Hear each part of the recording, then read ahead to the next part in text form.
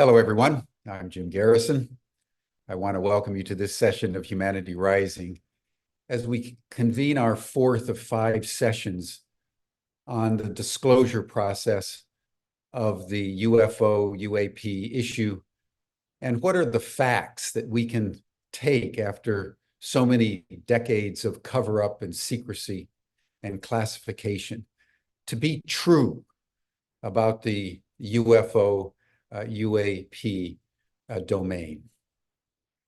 As we start today, I want to just share first something very delightfully personal and then share something more strategic. A few hours ago, I became a grandfather to Charlie Miko Garrison, who was born in the wee hours in the East Bay of California, and I was notified immediately. So I've been up for quite a few hours and sharing with the family the joy of life, being born. And I must say, as soon as I heard the news, I quite literally burst into tears at the fragility of life and the extraordinary power of life. The little kid just pushed his way out, and the mother barely had to push or do anything extraordinary. And we were all just amazed at how life knows life. And if we just seek the natural processes of things, life emerges vital, beautiful, and brave. At the same time, I want to note something that has been in the news over the same 24-hour period. The World Economic Forum is going to be convening in Davos, Switzerland, beginning next week. Easily the most powerful aggregation of individuals over time, probably in the history of the world. There's no convening, even among heads of state, that brings together more wealth, power, and influence than the World Economic Forum, both for good and for ill. The report that they released was compiled by over 1,490 experts in global risk analysis. They were drawn principally from business, but also from government, academia, and science and technology. And they were asked by the World Economic Forum in advance of its 2024 gathering to assess the risk currently challenging the global community. It's an extraordinary document to read. Their considered opinion by a near consensus is that the world will experience what they're calling a global catastrophe within the next 10 years. What was significant about this is that fully 1/3 of them, nearly 500 risk specialists, mostly from business, are predicting global catastrophe within the next 24 months.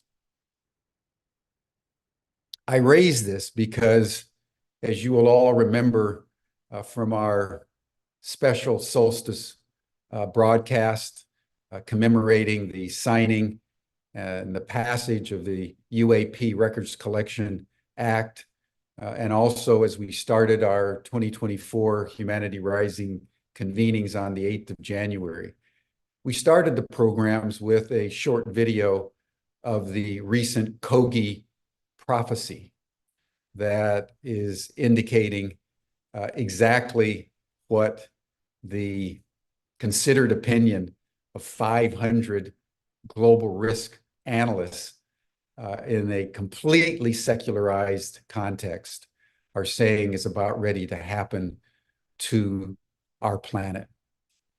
This is reinforced, of course, by climate scientists who, for a number of years in ever greater numbers, are predicting what they're calling an extinction event sometime in 2025, 2026. So as we consider the phenomenon of unidentified anomalous phenomena, this extraordinary development in human history and in human consciousness against the backdrop of the risk analysis of specialists who, in increasing numbers from a variety of vectors of human society worldwide, there's this growing awareness that we are headed into a reckoning that will shake the very foundations of human civilization. And that's partly why I wept this morning at the birth of my grandson, when I realized, even as I heard the news, that the world that he's being born into, in all his innocence, in all his fragility, is a world that's being rent asunder by corporate greed and political machinations for power. So obsessively that the world, our planet, human civilization, has been brought upon the anvil of destruction. So it's as we contemplate these issues that we are being given an opportunity that honors the potency of life and the challenge of our multiple crises. And that is to come into a transformational awareness and understanding that we are not alone, that the entire cosmos is alive, and that it's actually paying attention to us. And now, in our darkest hour, at an apogee moment of our greatest power, the extraterrestrials are here. And our encounter with them, if we only rise to this occasion, could transform human relationships and humanity's relation to the overall planetary ecology to such an extent that my little grandson and all the children born in the world today and tomorrow and unto the 7th generation will find an abundant, fruitful, harmonious world to live in. That's the potential that we're dealing with when we consider humanity's ET moment. So it's within this context that I want to welcome back Richard Dolan, the preeminent UFO historian, whose depth and knowledge of this extraordinary domain is second to none. So Richard, thank you so much for joining us, and I turn the program over to you. Hi, Jim. Thank you for, first of all, congratulations on the birth of your grandson. I have no doubt that as he gets a little older, he will love to hear his grandfather's statement about his birth. I think that'll mean a lot to him. And Hey, the fact that the World Economic Forum is predicting a global catastrophe might not be the worst thing. Maybe from their perspective, since they are clearly losing control over their dominant global narrative, and they know it. But I'm not trying to minimize the other catastrophic possibilities they're looking at. But they are actually losing in many ways, and I'm not grieving over that. But the other issues you mentioned, I think, are obviously right on point, and we have a lot to deal with. So thank you for that introduction, and I'm happy to be here with all of you again for a third day of this four-day series, really dealing with the history of the reality of evidence for the reality of UFOs, UAP.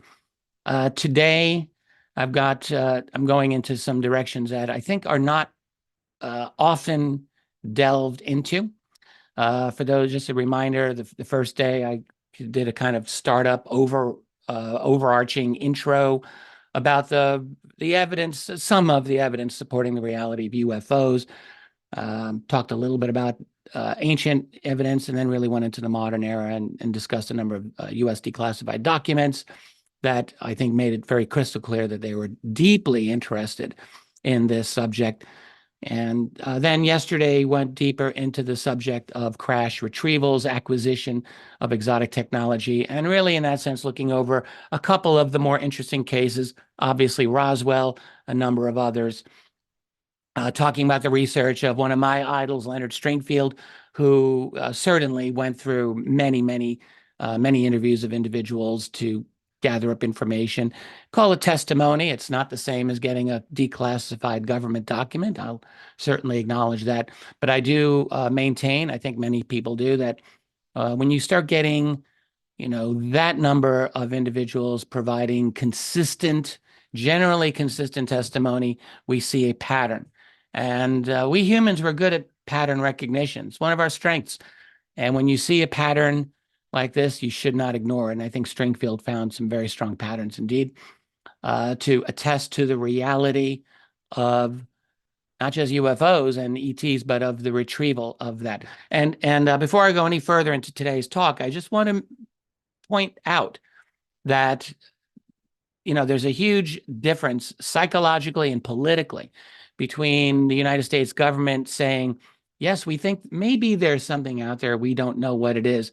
That, and then the other position of we actually have some of their technology and their bodies. And the difference being one involves a conspiracy and one doesn't. If the phenomenon is simply out there and we have not acquired any of it, the United States government or any other institution can claim some level of ignorance, and they can say, well, yeah, we're trying to look into this as much as you. We just don't believe it's real, but who knows? Maybe it is. They can do that without really losing a lot of credibility.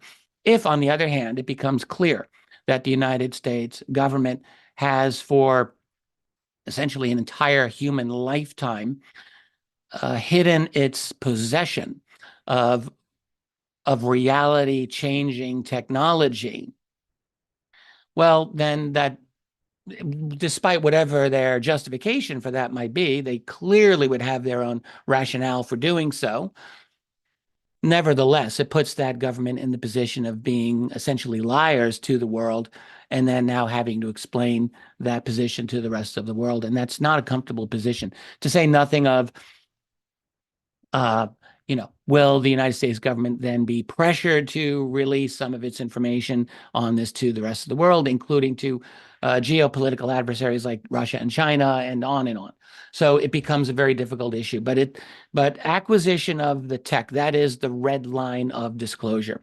In other words, once it becomes clear in the public's mind, as it is starting to become, once it becomes clear that the United States government has this tech and apparently has bodies as well, it becomes very difficult for the United States government to continue denying and pretending, as it has done, that it's trying to figure this out just like anyone else, which is the fiction that we've been served over the last number of years, that, the Pentagon's looking into this and so forth.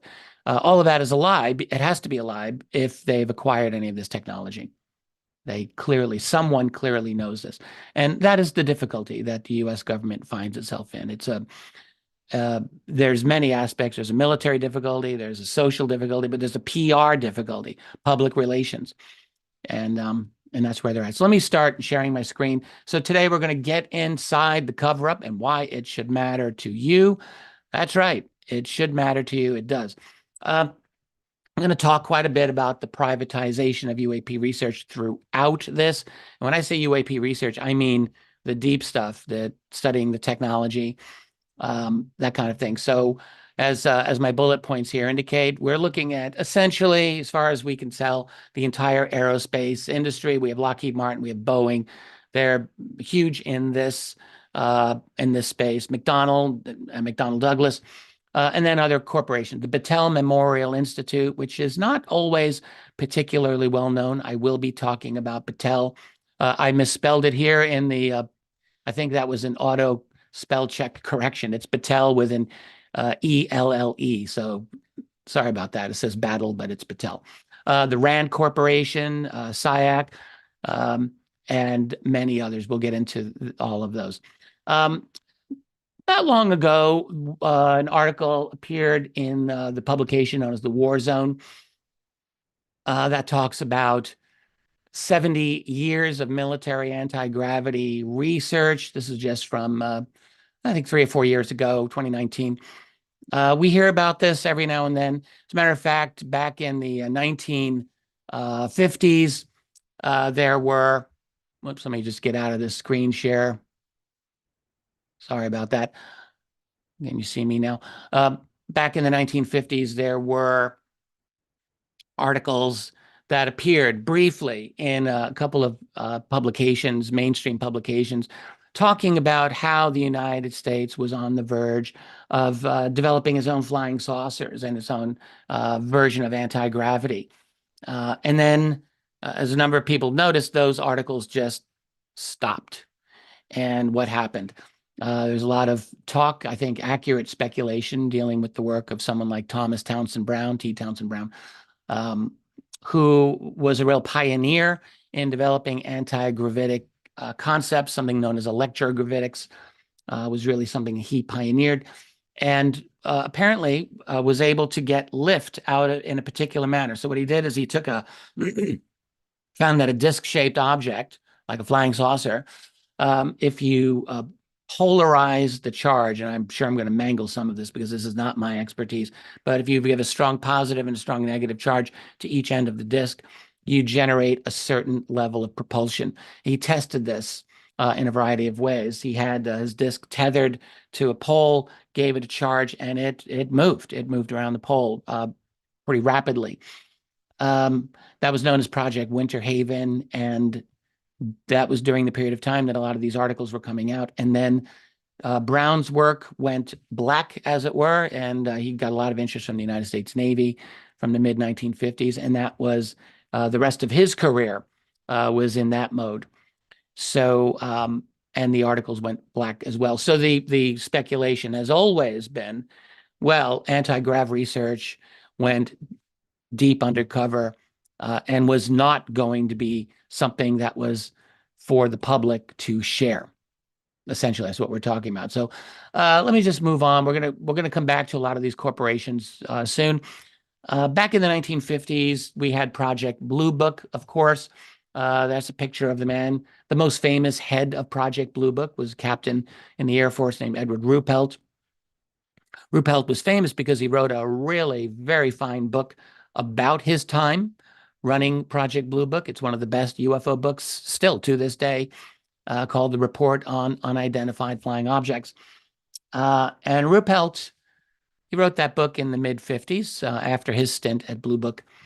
And he was talking about, well, a number of things here that I have quoted. In 1951, when he was new in his capacity there, he talked about a meeting, an important meeting presided by a general by the name of Charles Cabell, who was quite important.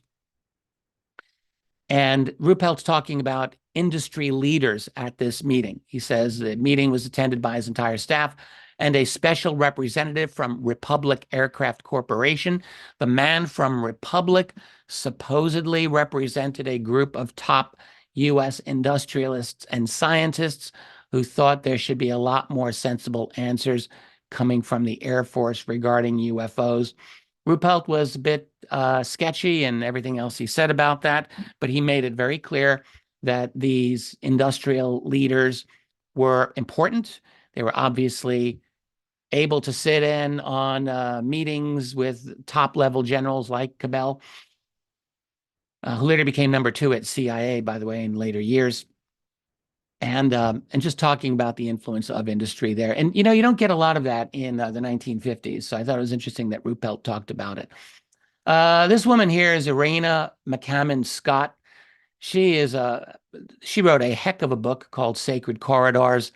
And this is all about, a lot of it's about Wright-Patterson Air Force Base and its relationship to a lot of organizations, including the Battelle Memorial Institute.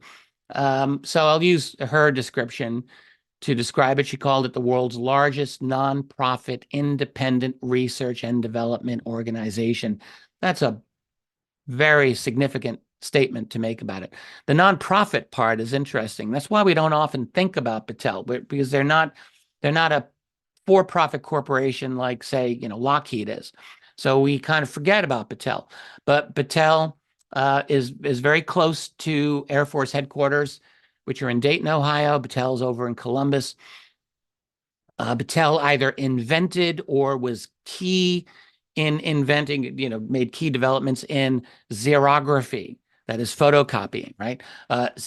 CD technology, compact discs, jet engines that use titanium alloys, uranium fuel rods. They are possibly the number one, or certainly one of the very top area of experts in metallurgy at Battelle. They are absolutely, and this is why Roswell material was sent there. Battelle knows metals. Battelle has a close connection to the United States Air Force and the U.S. military, the Pentagon in general. And so, yes, Battelle's going to do a lot of very high-level, top-secret classified work for the Pentagon in that capacity, studying metals, studying alloys, figuring out how to replicate them, and so forth. So she talks a lot about them. Now, this man worked at Battelle for quite a while. His name was Elroy John Center. McCammon Scott writes about him. This man apparently studied the Roswell memory metal, out of which came the invention known as nitinol. That is a kind of type of memory metal. You can look into that if you like. Center was, as he discussed this, he was responsible for a project that studied parts that were said to be from a flying saucer. He was talking, he had told friends or a friend that he was in some baffling science assignment that involved something very unusual of an unknown nature that he understood was supposed to be from a UFO crash. So he's talking about this back in 1960. As an employee of Battelle in his capacity, this is how he was studying it. He said, this is all in McCammon Scott's book, that this material had hieroglyphic-like writing. He said it was indecipherable on its surface. We've heard this before. And so there's that. There's a series of articles about this connection written by the researcher Anthony Bragalia, or Tony Bragalia, who had a lot to say about this. I think Tony did really excellent work on this. His articles are probably still searchable out there. And, you know, he has made the statement after researching this that after Roswell, the U.S. Air Force was contracted to work with Battelle, or to send out to Battelle to perform its first ever work on novel titanium alloys. It's top secret. And there you go. So we'll leave them behind. I think there's no question that Battelle would be a key private organization, nonprofit, but still private, that would be responsible for studying the metals and the materials, let us say, that would be engaging UFO, UAP crash retrievals. Let's take a look at Lockheed Martin. We have a number of connections of Lockheed Martin to the UFO replication technology and efforts. And I think probably more than any other company, we have to really look at Lockheed Martin carefully. Let's start with Kelly Johnson, who ran Lockheed's division, famously known as Skunk Works. Kelly Johnson was really an aviation entrepreneurial type of genius in a lot of ways, you could say. But Kelly Johnson also was deeply interested in UFOs. Kelly Johnson, as I'll point out shortly, saw a UFO with his wife. He was a believer early on. It's quite interesting when you really think about it. You know, the guy who's ran the Lockheed's U-2 spy plane program and much more, was not just a UFO believer, but a UFO witness. And he knew darn well that he tried to figure out, are we making these? And he never found any evidence whatsoever. So he writes here, this is in a letter, just as you know, I've been very interested in the possibility of such things existing. You always have to be careful, the possibility. He's an executive. He can't just say, yes, I know that this is true, especially not in 1949. He said, and my discussions with certain people in the Air Force indicates there is something to flying discs. Yes, indeed. This is a drawing that he made. This is in 1951 of a UFO sighting he had with his wife. This is the object that he saw. Now, you know, if an ordinary, non-technically experienced person sees something in the sky and they draw this out, you might think, oh, well, that's interesting. Kelly Johnson sees something and he draws it out to look just like that. You have to believe that this happened.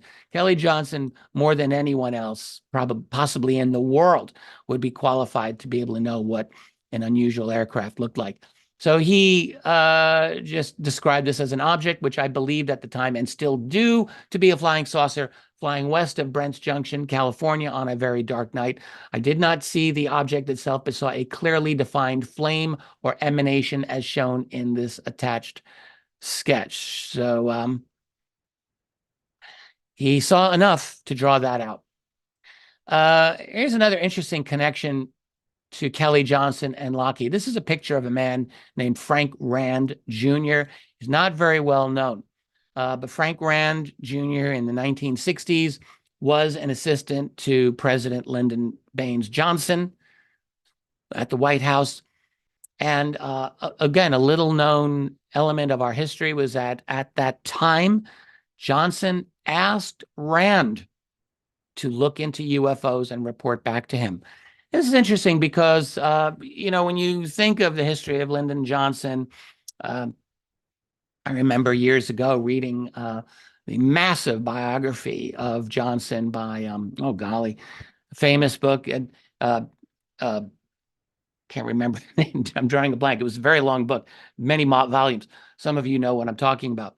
But of course, there's no mention of UFOs in that whatsoever. And there's no mention of UFOs almost ever in any discussion of the presidency of Lyndon Johnson. You really have to wonder about that. We know that there were UFO sightings in Vietnam. And of course, in the United States, during the time that Johnson was president, 1964, 65, 66, was a massive time of UFO sightings in the United States, including many which were of the military nature.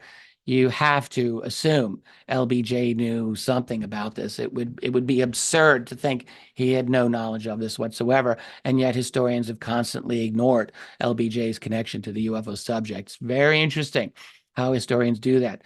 You know, basically their attitude is, well, if I can't find it in the archives, then it probably, you know, it's not worth knowing about. It does, and then they act like it doesn't exist, but it did exist. LBJ did have a connection to UFOs. Absolutely, he did. So here in 67, 68, he's asking Rand to look into UFOs and report back. So what Rand did, he spent a 9-month project investigating this phenomenon. There's actually a paper that he wrote or supervised, written on. I have a PDF of this. That PDF is circulating around. It's quite interesting. It doesn't give full credence to crash retrievals or anything like that. We do know that Kelly Johnson consulted on this team, Kelly Johnson of Lockheed. And as I say here, the report to the president concluded that UFOs were real. They were physical craft, and they were not explained by any conventional means. And, you know, what I would hypothesize is that you've got Kelly Johnson on this team, a man with a proven interest in UFOs already, having been a witness. You have to assume this would have motivated Kelly Johnson and Lockheed, if they were not already motivated, to investigate things like field propulsion, that is, methods of propulsion of the flying saucers. And then I just ask here at the bottom, was Kelly Johnson on the team in order to assure that they did not go near the subject of crash recoveries or deal with anti-gravity principles?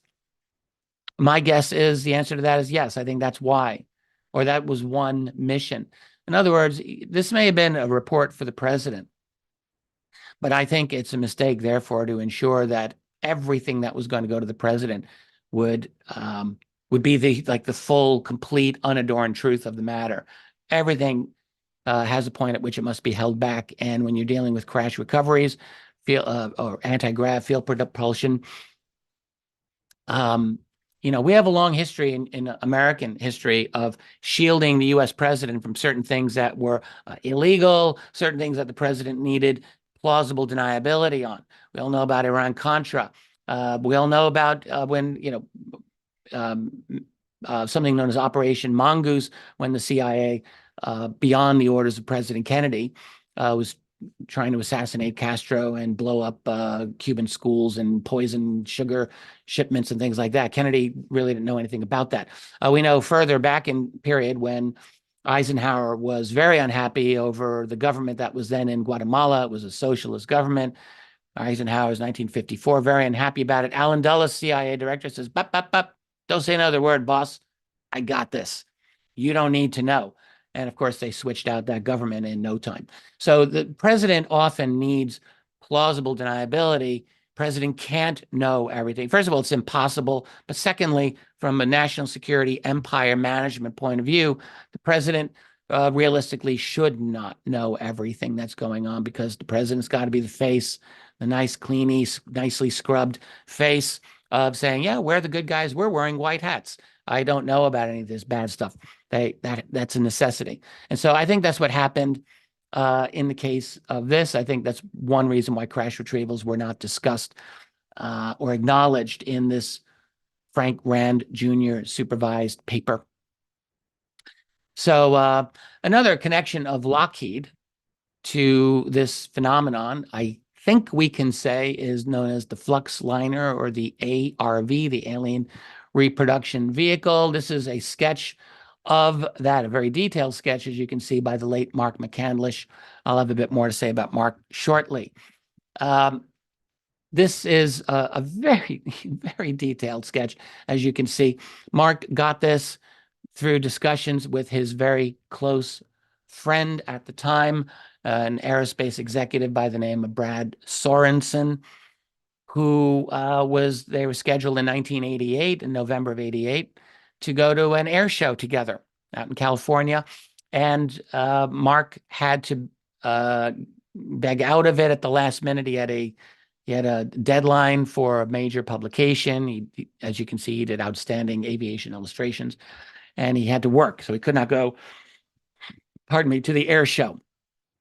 As Mark stated many times over the years after this, Brad Sorensen stated to him in the aftermath, essentially, "Oh my goodness, too bad you weren't there.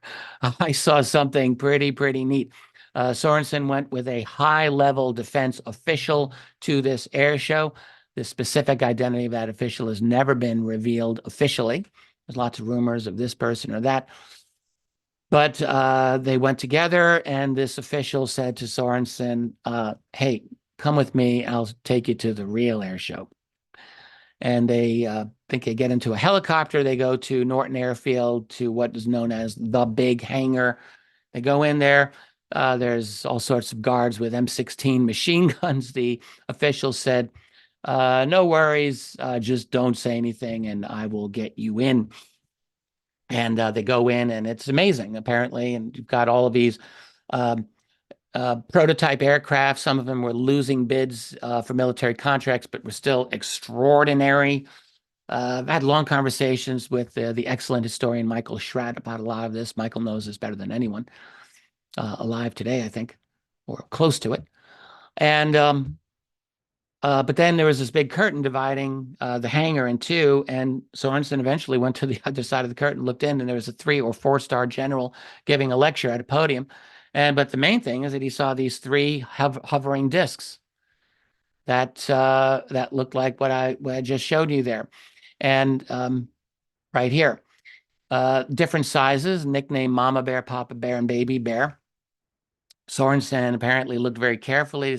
They ask, are these being suspended by ropes or cables? Nope, they're not. They're hovering. How's that working? How do they do that? He got a very close look at them based on his description. This is what McCandlish drew. And they were described by the general as alien reproduction vehicles, or ARVs. According to what the general apparently said, these things had already traveled around different parts of the solar system. Wow, is it true? Well, that's the question. And to this day, this ARV story is still a matter of debate, and some people doubt it, others do not doubt it. For myself, I think that I credit the story, and I only say this because I spoke directly with Mark McCandlish about it. I think he had a very, very detailed understanding of this from Sorensen, who will not speak to anyone publicly about this, by the way. I have been made to understand that a number of individuals did interview this man, some very high-level people who took him seriously and said, yep, he is telling the truth, that this actually happened. But that's as far as we go. So if that's a true story, the ARV, the belief, I would say a strongly held belief, is that Lockheed was fundamentally behind this. This is what McCandlish concluded. That's another connection. You really have to wonder. I've had conversations with people about this element. So if the ARV story is true, that's 1988, and that's some pretty advanced accomplishments there. But then you have, just around the same period of time, you have a young Bob Lazar being brought into a place called S4 to study, apparently, this craft that we didn't, we're still trying to figure out. So the argument being, well, if we've already created our own alien reproduction vehicle, why the heck are we trying to figure out these craft? Well, I would say I don't know that that's necessarily a contradiction. First of all, we don't know that the ARV had the same capabilities as an alien craft. After all, it is our reproduction vehicle. One would assume that there would still be many mysteries about an actual alien craft that we would still need to understand. And, Lazar could have been a young, kind of really smart, out-of-the-box thinker brought in to help solve some of those riddles. I don't see that as a necessary contradiction. I just wanted to point that out. Let me move on, and we'll have a few more things to say relating to Mark. Mark, unfortunately, died a few years ago. I think many of us miss him. He was a very brilliant and a good man. Anyway, Mark, in a number of communications, we can say emails, text communications with some colleagues of mine that I have been able to reproduce here for you, is talking about some of this. So he's just saying the initial story was that the exhibit, that is the ARV exhibit, was in one of the largest hangars at Norton Air Force Base in San Bernardino. Later testimony stipulated that the guests flew from Norton up to Palmdale, and they landed at Air Force Plant 42, where Lockheed Skunk Works is located. The exhibit was inside the Skunk Works hangar. So he's saying it was there. I've gone back and forth as to where this is. Is it at Norton? Is it at Skunk Works, at Lockheed? Not really sure. But what Mark definitely argued is that the flux liner, it's another name for the ARV, was an early prototype. He said the stuff they have now is far more advanced. There's a lot of information I have never included in the ARV blueprint because I didn't want it to fall into the wrong hands. That's quite interesting, is it not? And yeah, he was talking about an interview that was done. I haven't gotten my hands on this interview. I don't know who. I think I may have an idea of who has this, but apparently Sorensen did an extended interview on this with aviation writer Bill Scott. Never published anywhere. And Scott, I'm not sure if he's alive or not. He's quite up there. If he is, it's not clear to me who's got this interview transcript. It would be a heck of a thing for us to find. Just putting that out there. McCandlish writes, I don't think there's any doubt that some of these birds are ours. How do I know? He said they were seen frequenting a known RCS radar cross-section test range southwest of Edwards Air Force Base in the late 80s and early 90s, outside a secret complex euphemistically known as the Anthill. I have several close friends who saw these tests at close range. He goes on and says Northrop, Lockheed Martin, Boeing, and Rockwell, which is now part of Boeing, all played a part in the back engineering process. And this is a really important point here. This needs to be emphasized. The U.S. government may have spread the money around to compartmentalize the research and development. We hear this a lot. I think I've got quotes in this from Dr. Eric Davis. He says, yes, I do. We'll talk about him in a bit. Essentially the exact same thing, that the compartmentalization of this at a corporate level is extreme at times. And that is another reason why we might think that Bob Lazar would go to be assigned to check out these alien discs, whereas it's very likely that other compartmented areas of the U.S. military-industrial complex have gone much farther. It is possible that, the left hand doesn't know what the right hand is doing. And I think that it may or may not be true in the case of the ARV, but I think it's true in many, many aspects of this phenomenon. Whoops, let me go back. So that's Mark. We'll talk about Ben Rich. Ben Rich succeeded Kelly Johnson in the capacity of running Skunk Works. That's Lockheed's, advanced technology division. And these are a few things that Ben Rich said. Ben Rich, in his retirement from Skunk Works, did a number of lectures. One of these lectures is quite famous. The one he gave at UCLA School of Engineering. But he actually said a lot of these types of things at a number of other places. So let me just read these. He said, we did the F-104, the C-130, the U-2, the SR-71, the F-117, and many other programs that I can't talk about. Well, that's interesting.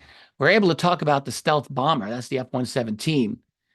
So what else did you do, guys, that you can't talk about in 1993? That's very interesting. He says, we are still working very hard. I just can't tell you what we're doing. Well, it'd be nice to know, but, well, he can't tell us. Here he is in the School of Engineering at UCLA. He says, we already have the means to travel among the stars. We already have the means to travel among the stars. Hey, guys, that's 30 years ago, 31 years ago that Ben Rich made that statement. We have the means to travel among the stars. Just thought I want to emphasize that. Let's continue. He says, but these technologies are locked up in black projects, and it would take an act of God to ever get them out to benefit humanity. Now, keep in mind, 1993 is the early period of the end of the Cold War. There was a lot of discussion at that time over the so-called peace dividend. Anyone remember the peace dividend? Yeah, that was supposed to be, a thing. Didn't turn out to be one. So, but the idea being, well, now that the Cold War is over, and hey, the Russians are good guys now because we control their government, let's bring them into the fold, and we don't have to worry about all of this, all of these, this fighting and bickering and all of that. Now it's a world at peace. China wasn't a threat to the United States at that time. China was still relatively weak. And there was a lot of talk over maybe releasing some of this technology out to the world for the benefit of humanity. Well, obviously that didn't happen. I mean, and in fairness, you have to wonder, would it have been? How much of a benefit and how much of a danger would it have been? We'll come back to that. A couple of other Ben Rich statements. He says, we now, also, this is at the School of Engineering at UCLA. We now have the technology to take ET back home. This is something Ben Rich this is a tagline he used in a number of his speeches during that time. He says, we now know how to travel to the stars. And then here, this is really quite extraordinary. You know, he was in early 1995. Ben Rich was dying, and one person who was on very friendly terms with him, who's still around and still amazing, is James Goodall, one of my favorite people in the UFO community.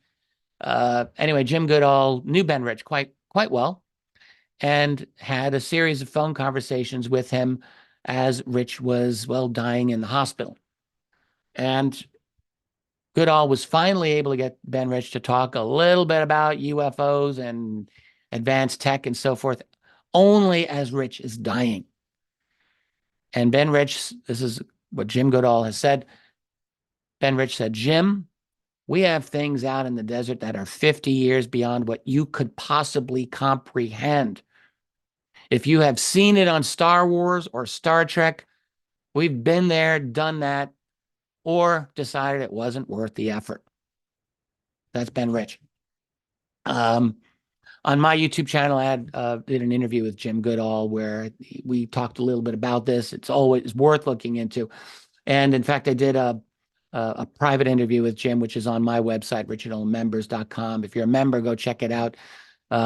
Jim Goodall was and will always be a badass in the UFO field. Great guy. So anyway, but Ben Rich's statement here is, I think, very significant and worth noting. Star Wars, Star Trek. And by the way, Ben Rich is not the only person that Goodall spoke to who said things to this effect. Jim Goodall, back in the 80s and 90s, interviewed many individuals connected to Nellis, connected to Area 51 and related places, test sites, who said to him, this has to be a kind of tagline within that community, because a number of people said, look, we're past Star Wars. We have things out in the desert that would make George Lucas envious. That was one statement that one of these guys said to Goodall. So I think within that culture, you get the sense that they themselves recognized the Star Wars connection, and that, yeah, they were beyond Star Wars. Star Wars is, not as advanced as where they were, or it wasn't worth it for us to try.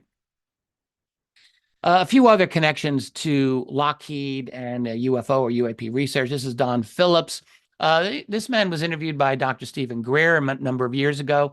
Very interesting interview. And Greer asks him at one point, have you heard of anti-gravity propulsion systems being worked on while you were at Lockheed Skunk Works? And Phillips says, the propulsion system that you are asking about, I heard that it existed, yes, but the left hand never knew what the right hand was doing, and for good reason. And here's Eric Davis, who is an absolutely brilliant scientist and a fascinating man, who I think has mastered the art of saying as much as one could possibly say without getting into trouble with violating security clearances. I think it's a real skill. Eric Davis also, I think this must be said, has the reputation of almost being incapable of lying, being ultra honest, exceptionally honest man. So just keep that in mind. Here's an interview he did with Alejandro Rojas of Open Minds just a few years ago. Davis says, lo and behold, you find out through the vice president or the president or one of the legacy aerospace corporations. And it just so happens that they were a guy who worked on the crash retrieval program. He's like saying, these people, they're scattered everywhere. He says, and you're working with another aerospace company. Okay, well, guess what? We did it too. That is the other aerospace company. And we don't do it now, but we did it in the past. And here's what we can tell you off the record. And here's what we can tell you in a SCIF, in a secure facility. And you'll have to go through another step before we could tell you what it is on the record. You have to have the right clearances. You have to have the authorization for the need to know. And then you can get the full stories, he says. So it's a very complex process.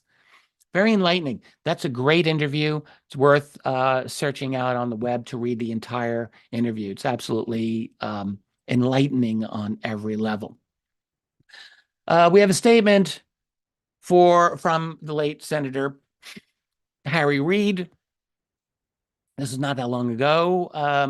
Harry Reid, of course, is no longer with us, but in April of 2021.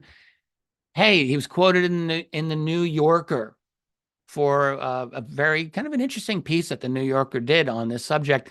And Reed says, I was told for decades that Lockheed had some of these retrieved materials. And as I tried to get, as I recall, a classified approval by the Pentagon to have me go look at the stuff, they would not approve that. This man was a senior senator, just keep in mind. He said, I don't know what all the numbers were, what kind of classification it was, but they would not give that to me. He says that he's quoted in the New Yorker, and that caused a bit of a ruckus on poor Harry Reid and the aftermath. And so just days later, he has to issue a retraction that's published in the Las Vegas Review-Journal. We all know how this works. You say something that you're not supposed to say. Your handlers or the other powerful people say, all right, you must retract this ASAP. And that's what he did. He said, well, I've never believed Lockheed had anything in that regard, even though a lot of people believe that. I don't. And that's patently false. Lots of folks interviewed Harry Reid. Filmmaker James Fox knew Harry Reid quite well through his interviews. Other people interviewed Harry Reid. It was clearly well known and understood by everyone that Harry Reid knew damn well what he was saying relating to Lockheed and a lot of the other things that were going on behind the scenes. This became a strong interest of his. Of course, Harry Reid was a friend, we could say, of Robert Bigelow, contractor for the OSOP and the ATIP programs for the Pentagon. All these people talked to each other. They all shared much of the same information. They all kind of had a very good idea of what was and is going on. This man, Robert Weiss, was in the news for a while, number of years ago, through Tom DeLonge, the singer for Blink-182. Robert Weiss was at Lockheed, Skunk Works, and he was not the head, but he was the executive vice president and general manager, so exceptionally high-level operational authority at Skunk Works, and was an original member of Tom DeLonge's team, we could say, that did communicate with John Podesta. If you remember back in 2015, that they were talking with Podesta. And so just keep that in mind when you hear this statement by Tom DeLonge in early 2016 on Coast to Coast AM. DeLonge co-authored a book called Secret Machines, and he talks about the TR-3B. This is the black triangle, the rumored, let us say, black triangle that I think certainly was built. DeLonge says in the book, the TR-3B, that our pilot character learns how to fly. He said, that's a real craft.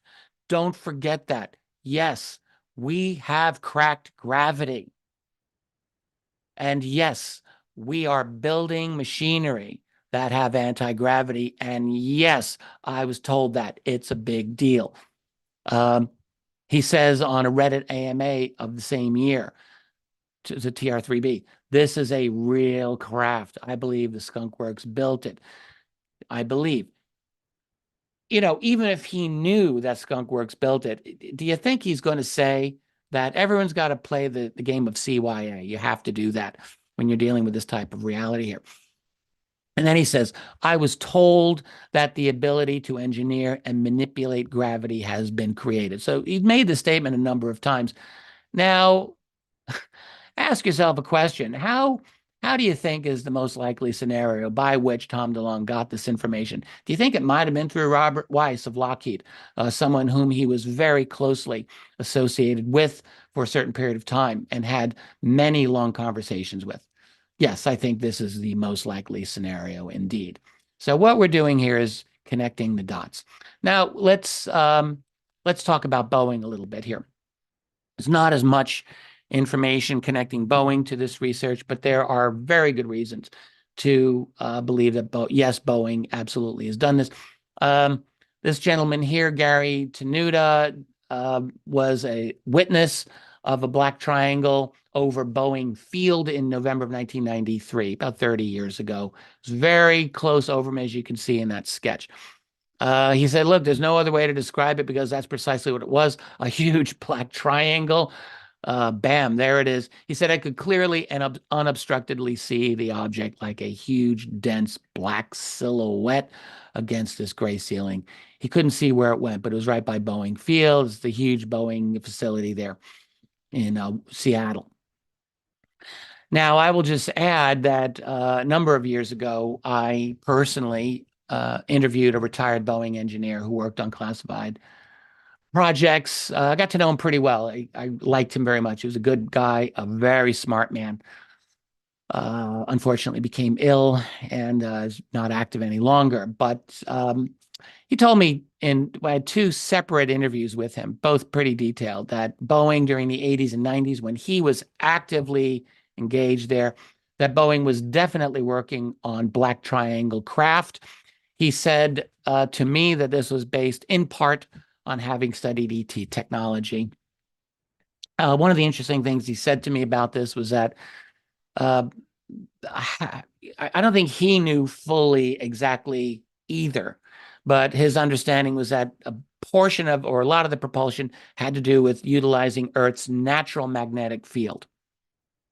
So presumably, if this craft were to go beyond Earth orbit, it would not be able to utilize Earth's natural magnetic field.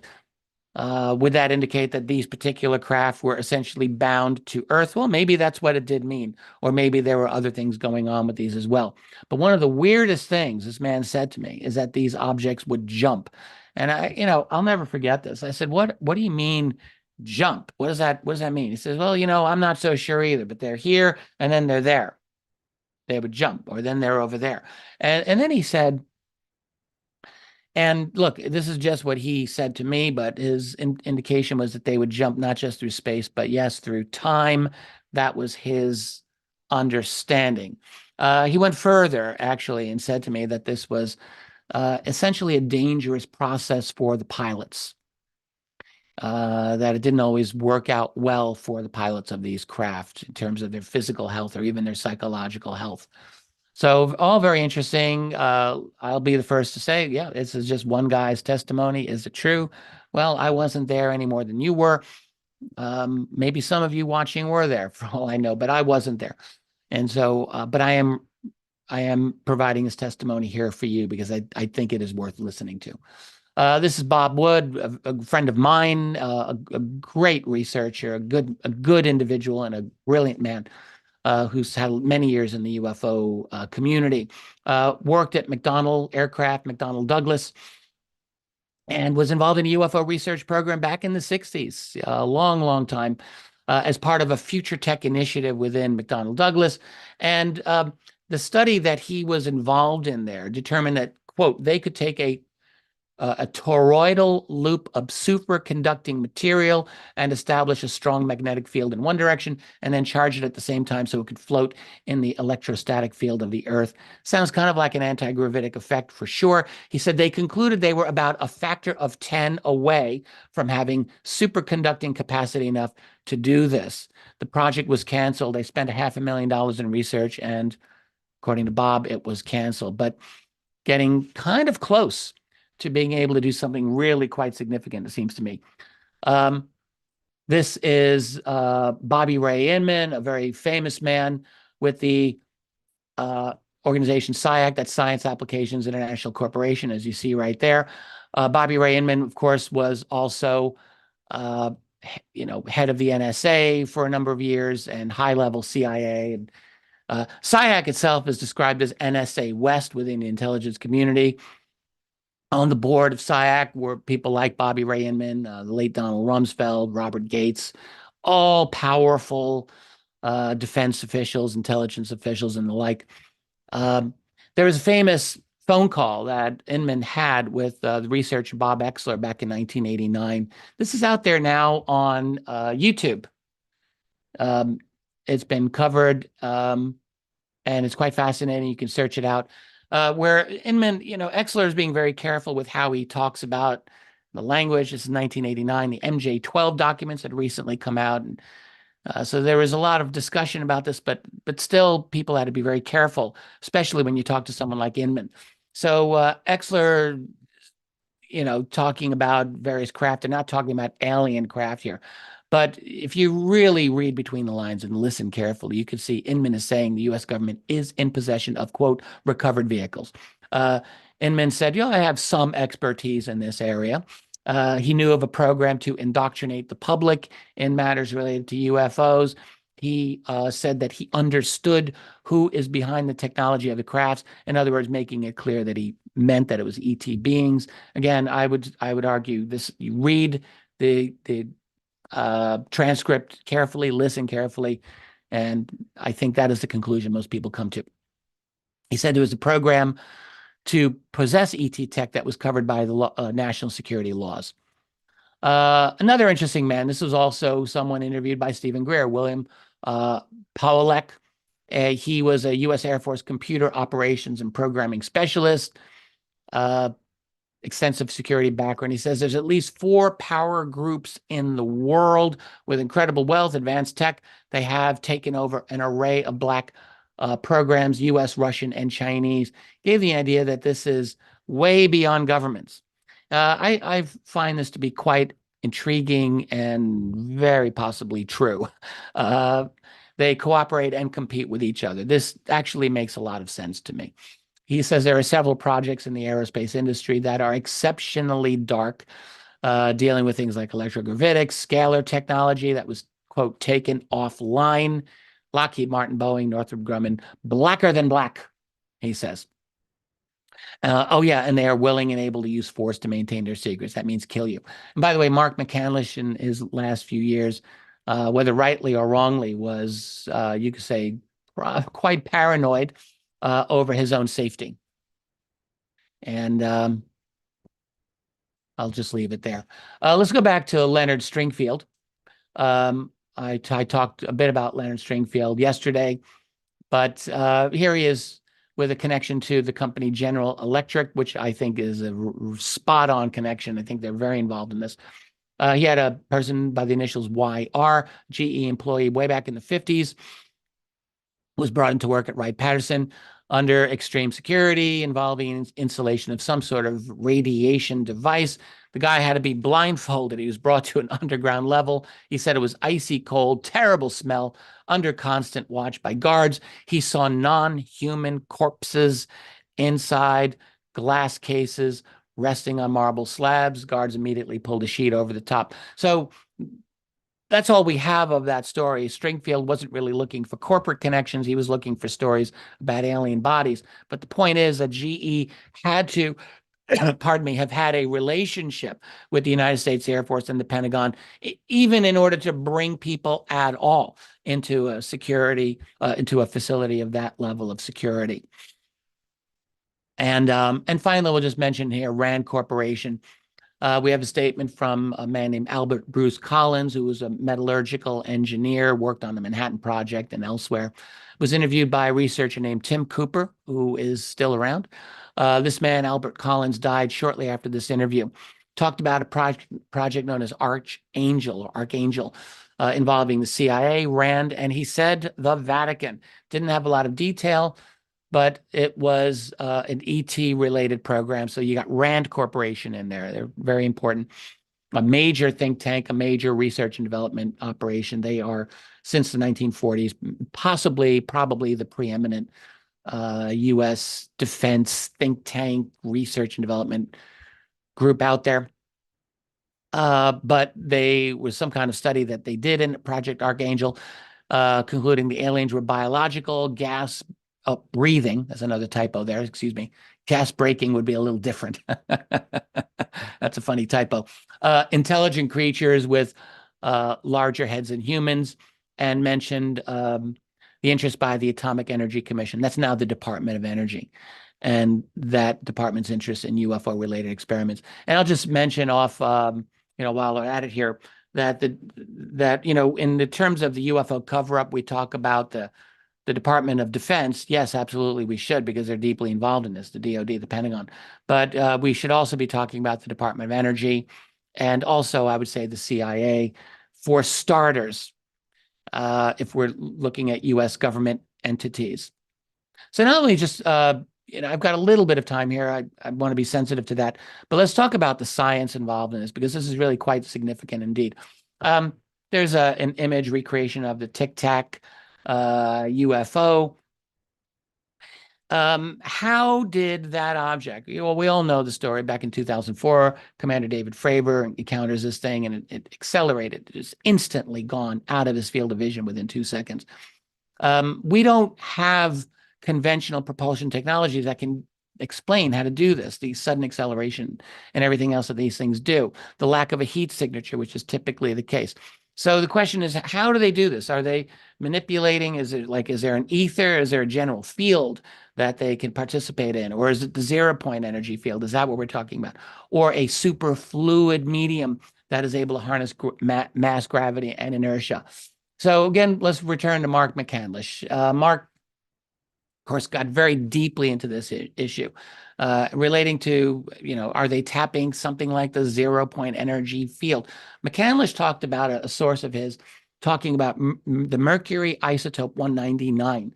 He says this looks like the one that they chose based on information from yet another source. He said he did say that the work and research of Victor Schauberger, of course, was hijacked to work for the SS during the Second World War for the Germans, that this research was a key to understanding how to tap the 0-point energy from mercury 199. That's the isotope you need.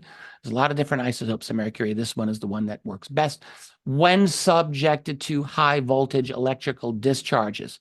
This apparently is a big part of the key. He said the original witness, that was Brad Sorensen, said those discharges were something north of 1.2 million volts.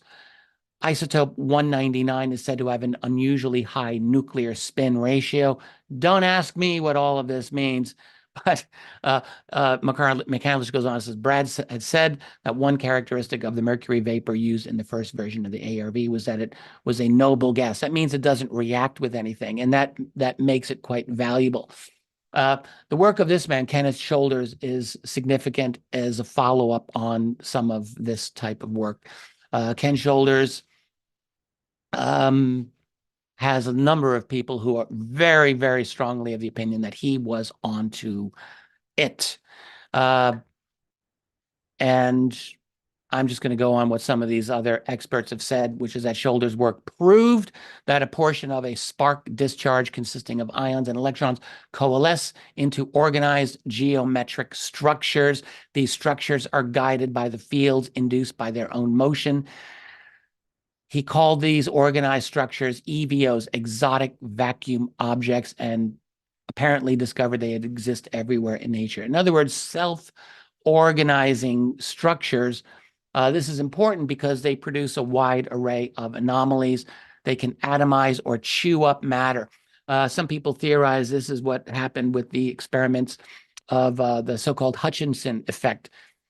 John Hutchison up in Vancouver was engaged in doing these types of experiments, strange experiments in which metal would just get chewed up and misshapen.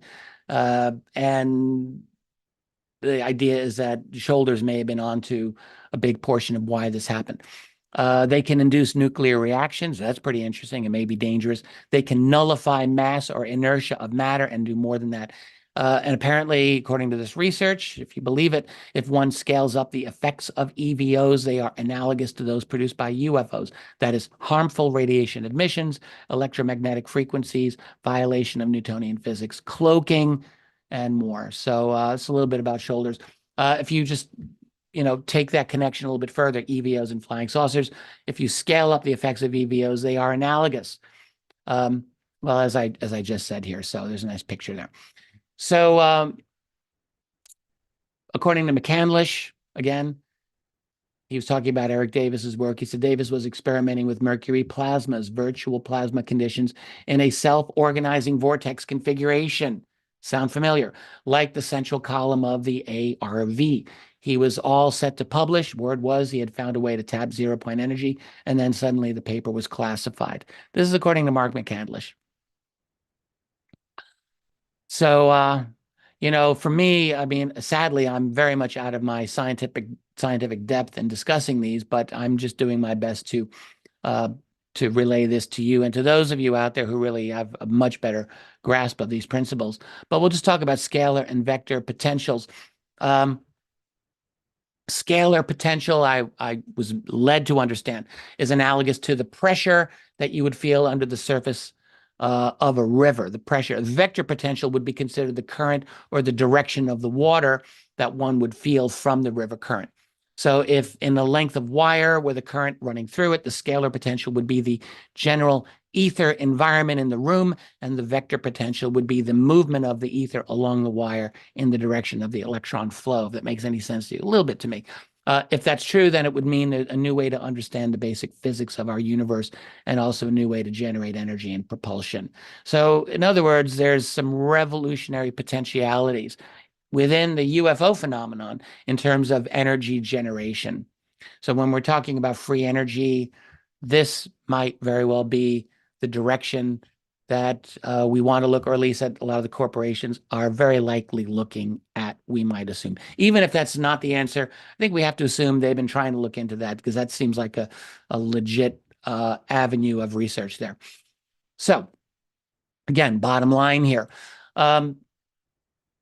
The sciences involved in UFO-related research are revolutionary. We're talking energy, fundamental understanding of reality itself. Yep. And then you ask yourself, how much money is this worth? How much power does this represent? And how powerfully would this affect our society? It's really quite remarkable. I'm going to give another 5 minutes here. I'm going to try to rush through the end here.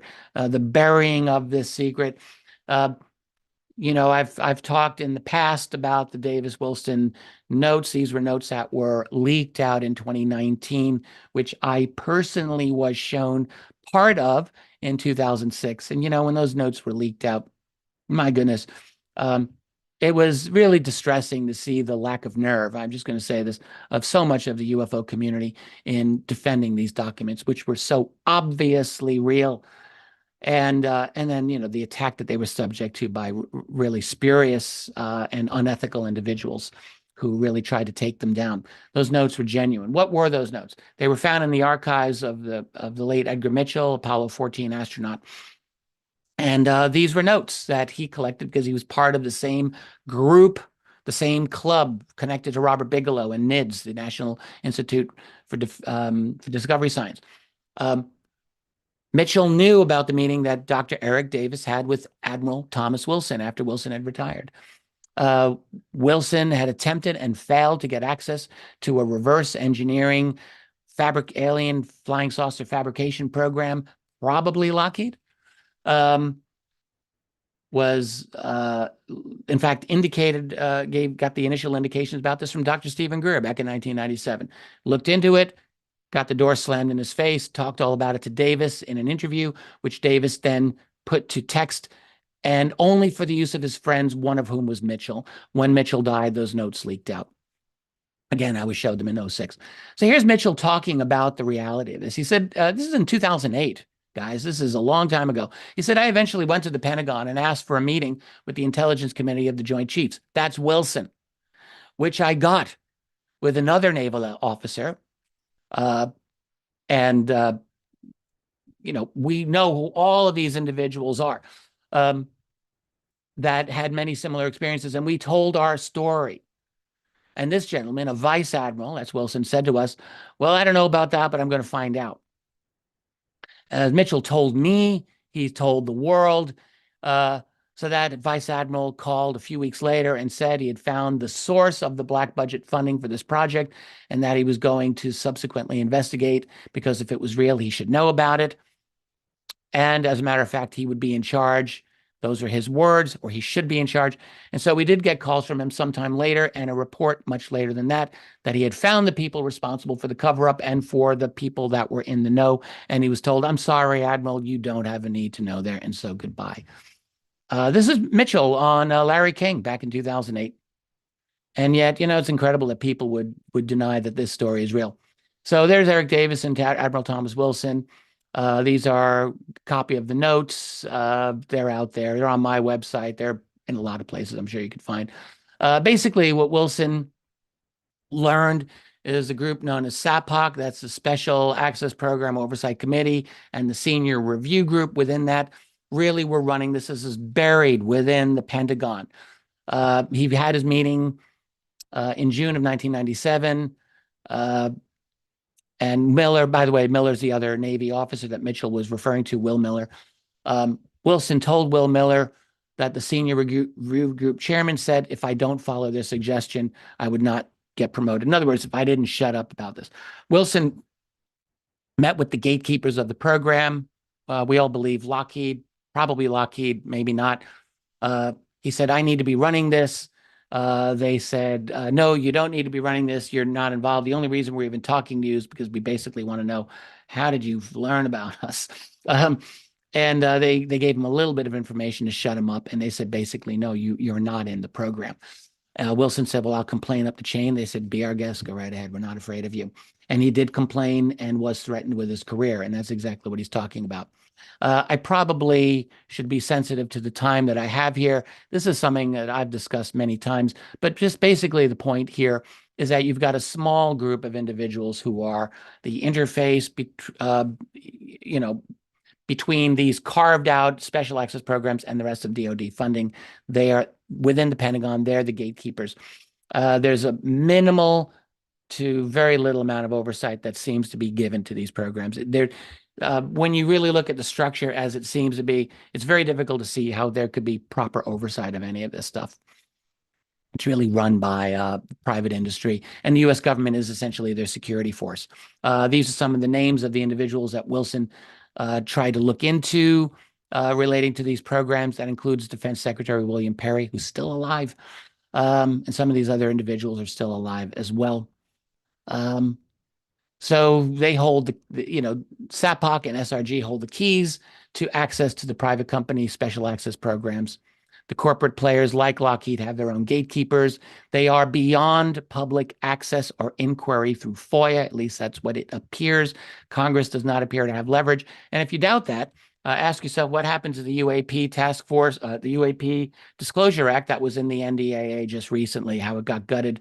The senators that were responsible for gutting it, Mike Turner, Mike Rogers, are both very deeply connected with these corporate interests. And that's where it's at. So, I covered a lot here, and there's so much more to cover. This, I think we can all see. This is the skimming the surface of a very deep, profound reality. Something that I've often described as legal illegality. It should be illegal. It is constitutionally, I have to think, illegal, but still they make it legal, this structure of secrecy. It can be justified for national security, but then you have to ask yourself, who's making the money on this? Who's benefiting? And is this all national security, or is there just a lot of profit and power? Is that what the national security really comes down to, is the preservation of their power?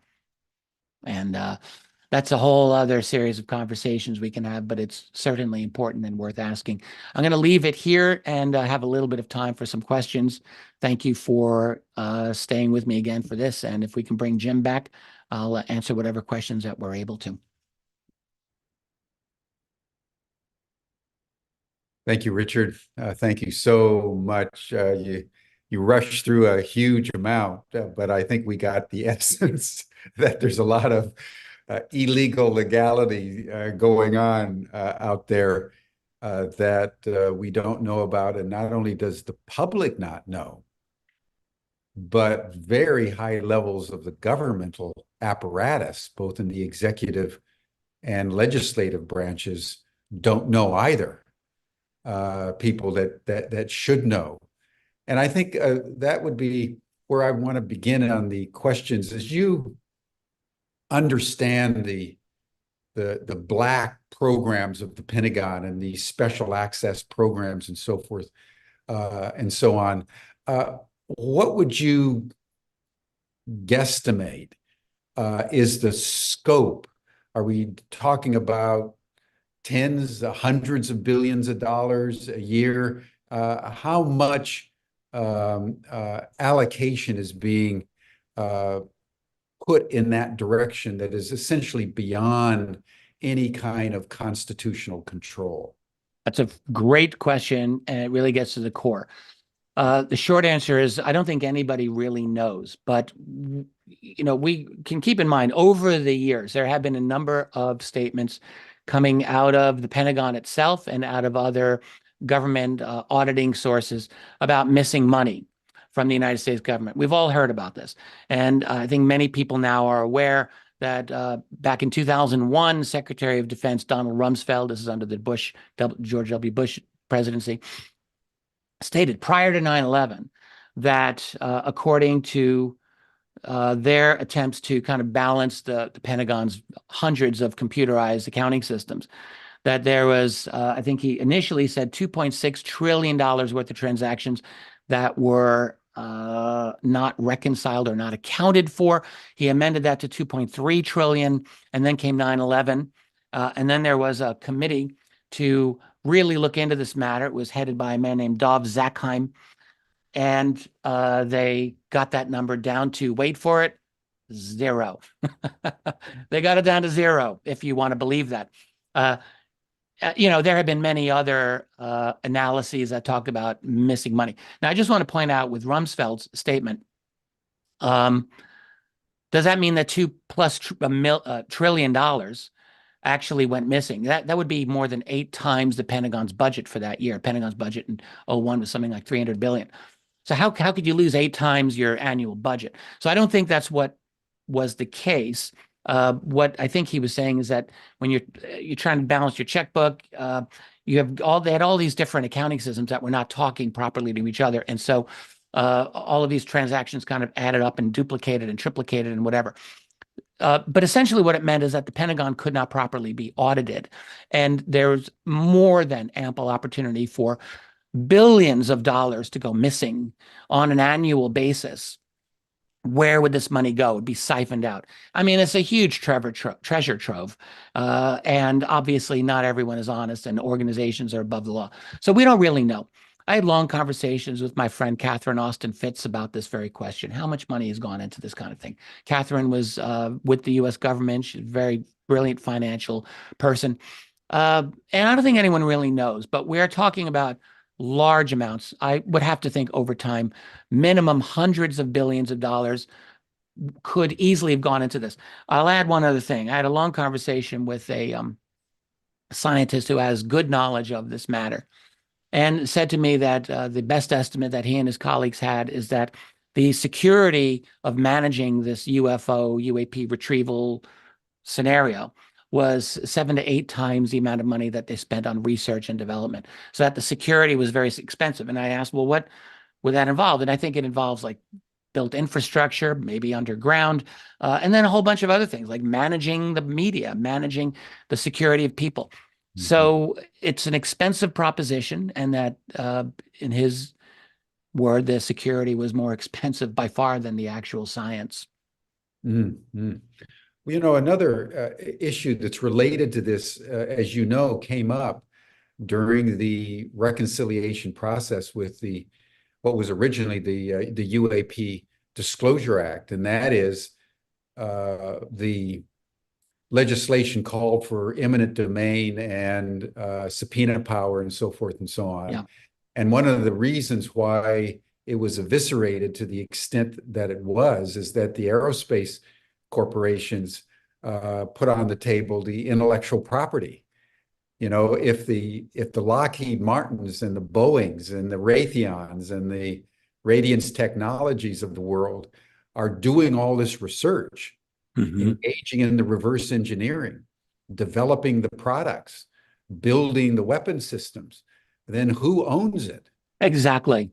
That's the magical question right there. Yeah, and so I'm raising it, and would love to have your comment, both from what you understand to be where the IP actually resides, and also, again, within the context of this legal illegality. We're in an extraordinary situation where taxpayer money is being siphoned off to private corporations who are developing this technology, presumably at the behest of the government, and then making all the profit. So when Right. disclosure comes, what does that mean? Because there was never any competitive bidding or anything else that is by federal law part of any government contracting proposition. So the lack of disclosure has allowed for many, many decades a completely, essentially a breakaway civilization, as you mentioned yesterday.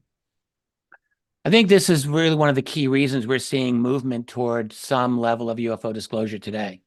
I don't think it has anything to do with telling the public the truth. I believe for some time that we're seeing a behind the scenes effort by some people who've got good connections, who see that there's money to be made and they're not making the money. They're seeing other entities making the money. And they realize, you know what, this is actually true.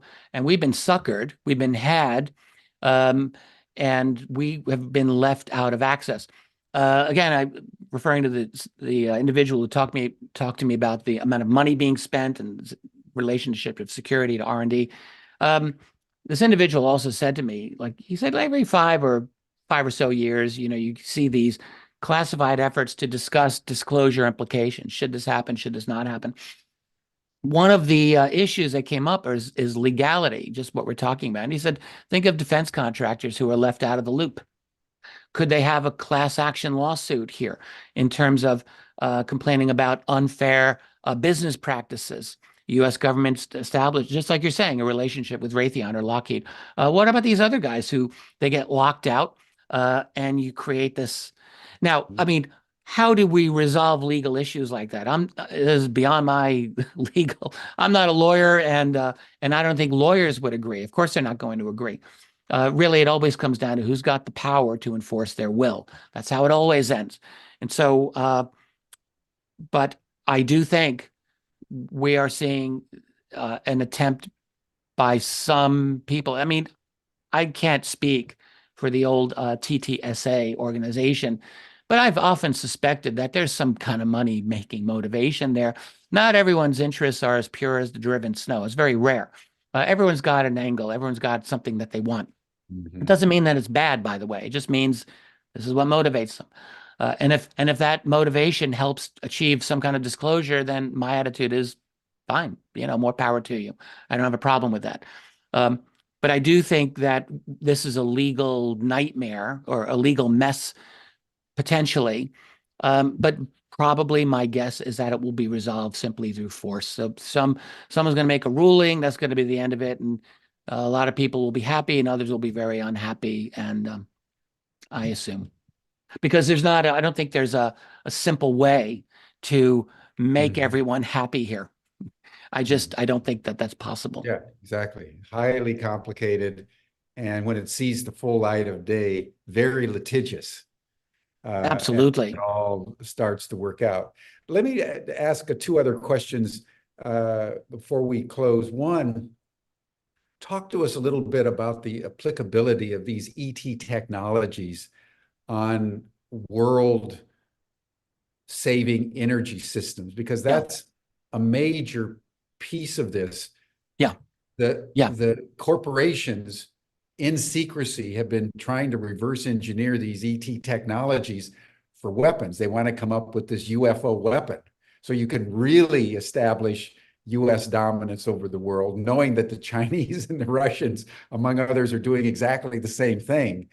But as I understand it, if you apply these technologies not to weapons, but to solve the world's energy crisis and move off fossil fuels, along with alternative energies, wind, solar, et cetera, we could have literally a global revolution in zero-point energy and anti-gravitics, et cetera, for human benefit. Absolutely. So a couple of things here. One is that the United States geopolitically has its global position due to the fact, in large part anyway, that it has controlled the access to the world's hydrocarbon sources, or at least as much as possible. That is oil, fossil fuels. That's why the United States has always felt it has to control the Middle East. That's why the United States hates Russia, by the way, because Russia has enormous supplies of natural gas and oil, and the U.S. has always wanted to control it. That's why they wanted to break Russia into 1,000 little pieces after the Cold War, and maybe almost would have succeeded, but they didn't. And so it's all about controlling places on the ground to extract energy. You get a monopoly of that, you're the mafia, and everyone has to listen to you. So if there's a free energy solution, obviously that goes out the window. So there's one argument that would say, well, if we get free energy, genuine free energy, all of or the reasons for geopolitical warfare largely can go away. We'll have a lot of happy people. We'll be wealthier. We're going to not want to fight with each other. And maybe that may be true, actually. I mean, on the other hand, I'm a Dostoevsky guy. And by that, I simply mean I look at humanity as having dark junk in the soul. Dostoevsky wrote the Underground Man. He says, I don't want to believe that 2 + 2 is 4. If I want to believe it's 5, I'm going to believe it's 5. You can't tell me otherwise. And there's this kind of obstructionist streak that people will have. And so I personally doubt the ability of human beings. This is me. Maybe I'm a little jaded, but I'm skeptical of the ability of human beings really to go all kumbaya and have a better utopian world. I think there's always something inside us that's going to be contrary, and that will cause trouble. Having said that, I do agree. If you have if we can manage an intelligently distributed free energy grid worldwide, I am inclined to think, like you, I think that we would mitigate a lot of the geopolitical machinations that we see around the world today. Could we eliminate some of the wars? Yeah, maybe we could. Will human beings always be striving for power if they're able to get it? And I think, yes, that's probably true also. So I don't know how many problems it's going to solve. It will probably solve some, and it may create others. And this is the problem. It's weaponizing. So we don't trust the Chinese. We don't trust the Russians. They don't trust us for sure. They have no reason to trust us. So their trust is gone. And even if we get free energy, they have to wonder, and we have to wonder, are they going to create some kind of crazy weapon? And I don't know how to overcome that at this point. Like, it would be nice to have intelligent, reasonable, non-ideologically fanatical statesmen running things, and that it is to be hoped that we can achieve that one day, at least in the West, if not anywhere else.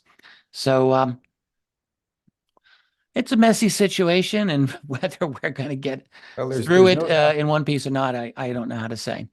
Yeah, well, I think it's a fair statement to say that most of the world's spiritual traditions would agree with your assertion that the human psyche is messy. The light and dark dimensions get all mixed up in this self-delusion out of ignorance and hubris that, as St. Paul says, you end up, as he says, the things I want to do, I don't do, and the things I don't want to do. Yeah, exactly. Exactly. And that will apply to ET technology as it's applying to current technology. There's a perverseness to us intrinsically. And, for me, I have a strongly spiritual orientation, but I'm an evolutionist. And I see human beings as we came, over a period of millions of years. We were standing up apes. We were really good, very smart. We figured things out, but we're also very violent. We killed animals to eat them, and we're very territorial, like chimpanzees. We like to have our territory. We fight. That aggression is actually evolutionarily selected for a reason. It allowed us to become very successful. I think that's the truth. But then what happened is we've created these complex societies where that level of aggression and violence is not helpful. And so now what do? We're these intelligent, standing up hominids that got these grasping thumbs, and we can figure things out, and we not just control fire, but we can control nuclear reactions. My God, we're not the same as we were a million years ago. It's true, but we're not fully in a different place either. So how long will that transition take before we develop a kind of psyche that's actually appropriate to the environment that we have now created? And I don't know how fast evolution can go. I don't know if we're able to go as fast as But The I will tell you psyche, this. I think, you mentioned the World Economic Forum at the beginning of this, and I would just suggest those guys, they all know. They see this, and their attitude is we're going to move humanity into this new system, digital control, one big giant anthill. Hey, they're going to love it. We'll throw all kinds of virtual reality video games at them. They won't know any different. We're going to run everything, and they're just going to have to be in their little place. But for us to be that way, you got to change humanity. You have to change the exactly, human psyche. And I exactly. firmly believe that's what they are thinking they're going to try to do. Uh, but I think it's probably going to be very unhealthy, very dangerous, because I just don't think you can change a species that rapidly. Over time, maybe, but not the way that they're pushing it. That's just my own opinion. Yeah. Well, thank you for that rich material to consider maybe at another time, because this is really the question of human nature and how human nature evolves with our technical and scientific capacity. And the bigger the gap, the higher the probability of catastrophe, as we're discovering in the world today. But Yeah. let me just ask a final question about ET biologics. We know a lot, and you presented a lot about ET technologies. And you mentioned just in passing almost the assertion that these autopsies on these extraterrestrial entities has indicated that they actually breathe.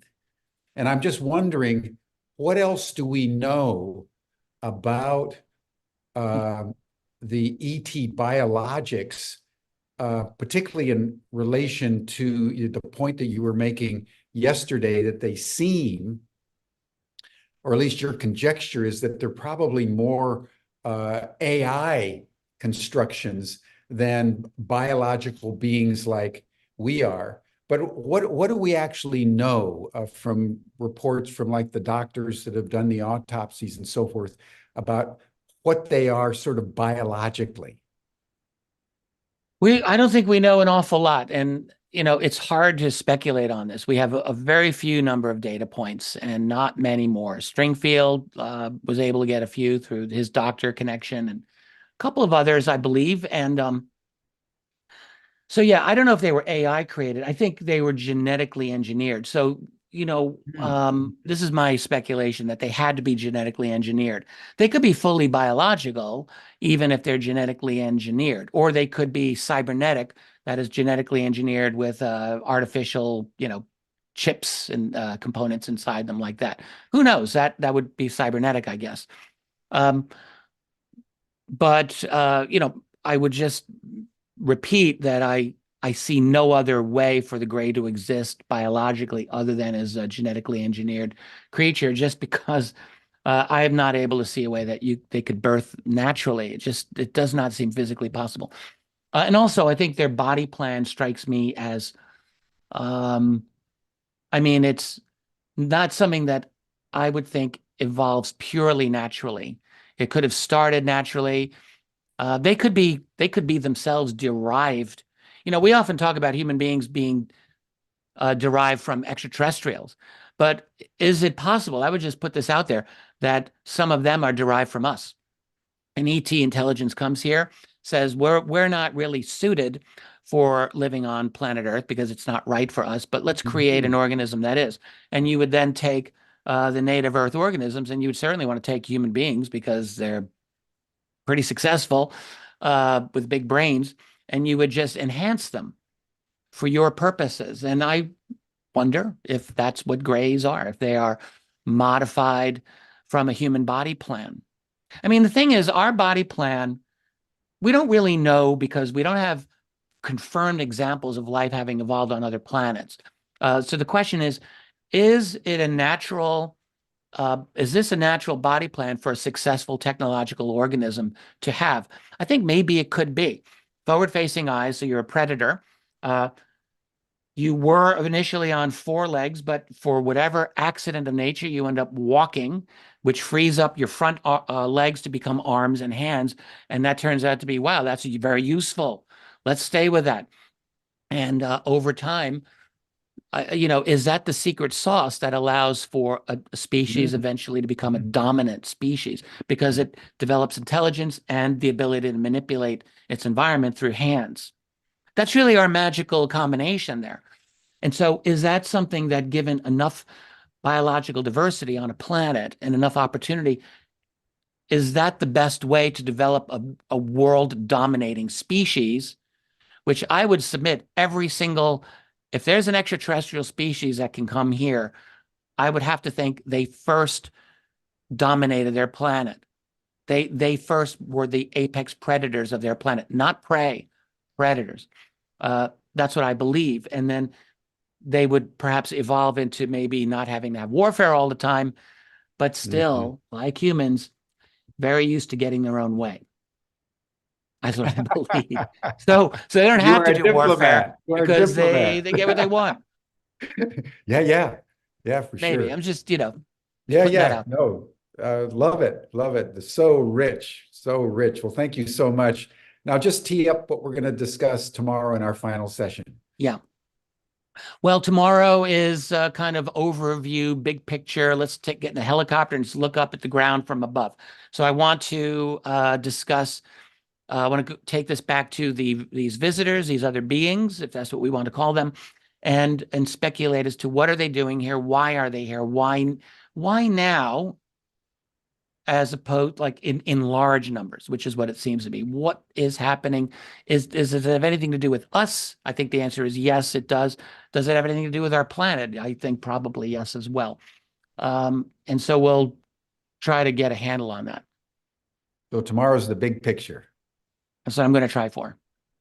Thank you, Richard. Thank you so much. My pleasure. That will bring us to a close for today, everyone. You're all welcome to the after session chat. You'll see the link in the chat box, and most of you received it in your Zoom reminder of today's call. And then we'll see everybody tomorrow for our fourth and final session. I'll be Great there for stuff, the chat in Richard. a couple of minutes. Yeah, great stuff. Great stuff.